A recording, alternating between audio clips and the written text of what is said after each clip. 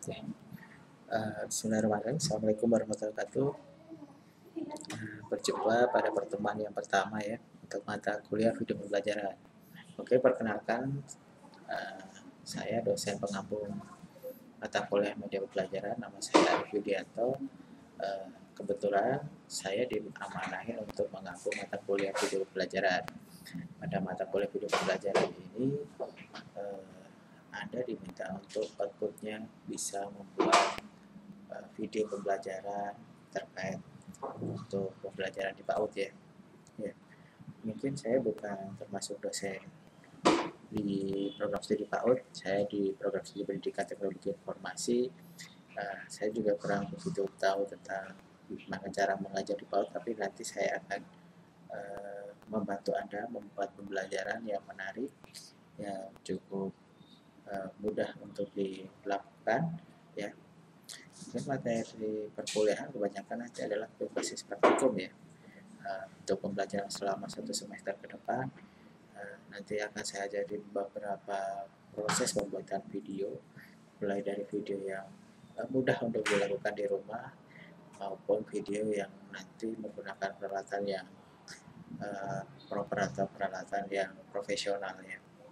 Oke. Untuk perkuliahan di pertama mungkin saya akan bicarakan tentang apa sih itu video pembelajaran ya. Video pembelajaran. Oke, video pembelajaran itu adalah termasuk dari sebuah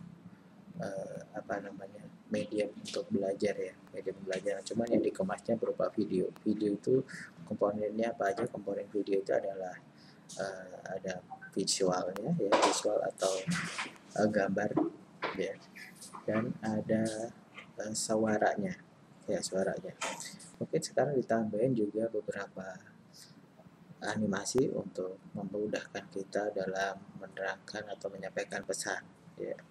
Apalagi kalau di PAUD mungkin kebanyakan anak lebih suka dengan yang namanya animasi ya, atau warna ya, permainan warna, gerakan, terus karakter dan sebagainya ya. Mungkin kita akan bisa nanti menggunakan beberapa software ya, untuk software yang simple ya, misalnya pakai PowerPoint atau pakai software-software yang sering digunakan oleh Anda ya di rumah, misalnya Paint dan sebagainya untuk menggambar dan sebagainya ya, untuk menerangkan sebuah materi yang ada di PAUD.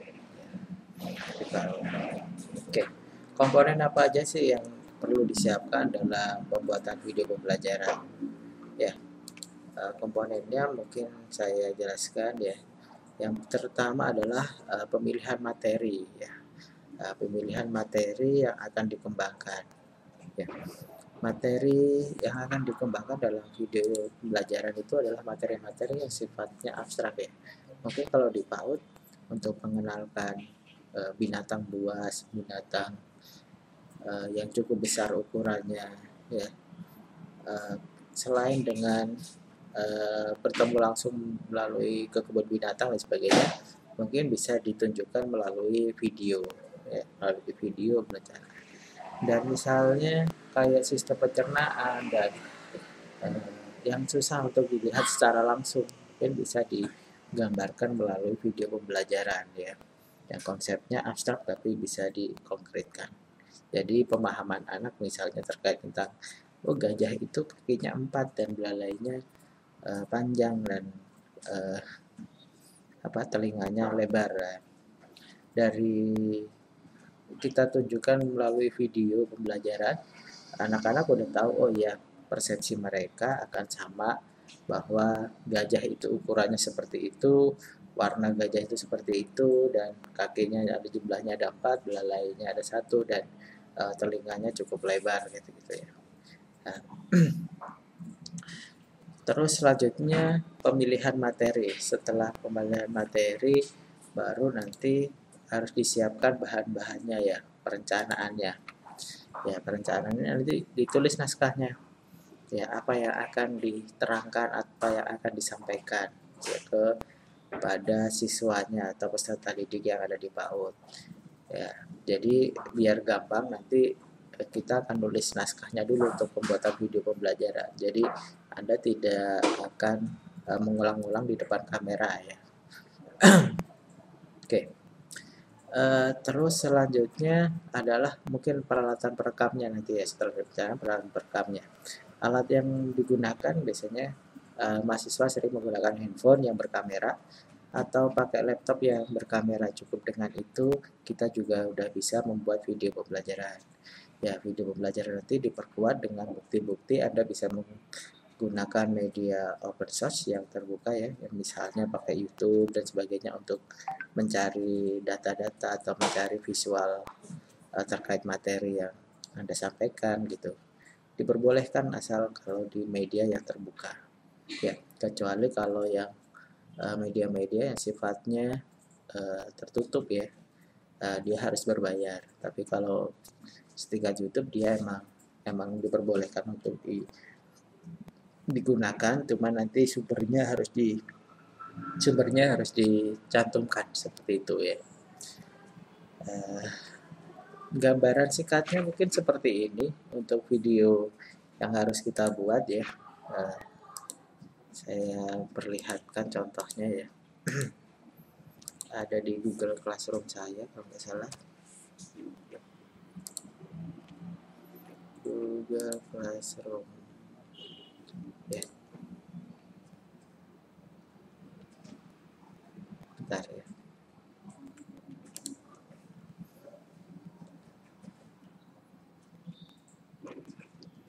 Videografi.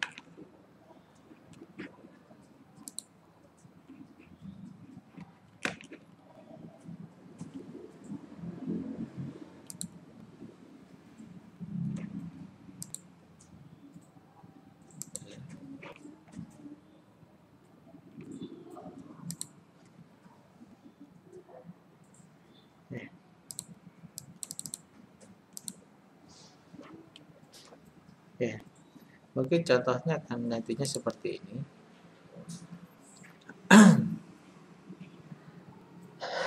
Yang harus dibuat.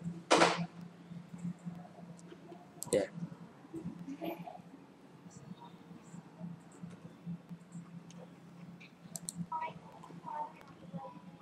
Ya.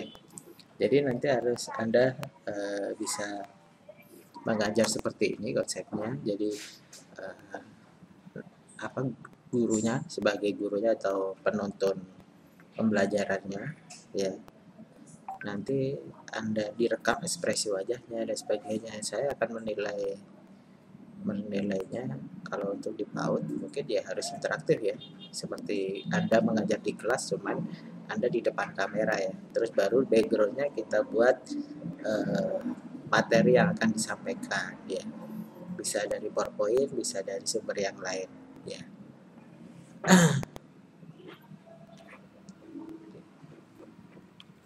Itu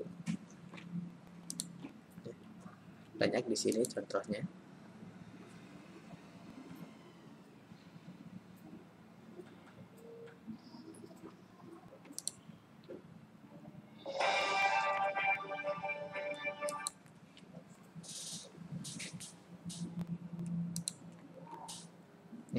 Ini contohnya akan nanti seperti ini ya.